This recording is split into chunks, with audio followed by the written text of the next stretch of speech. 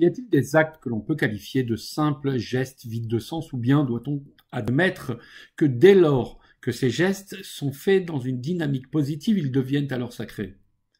Dans notre paracha, Dieu demande à Moshe d'organiser un recensement du peuple juif.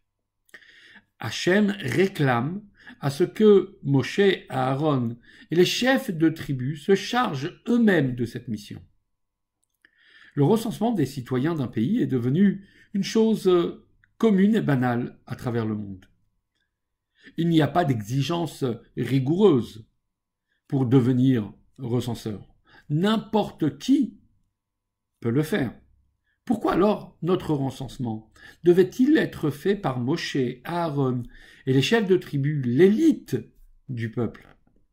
En fait, en choisissant ces hommes pour cette mission, Dieu voulait montrer que cet acte était sacré.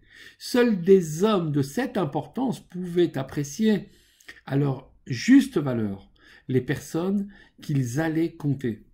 Cette action témoigne que chaque individu compte pour Dieu.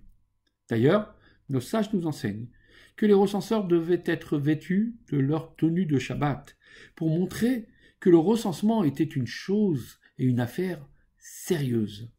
Ainsi en est-il.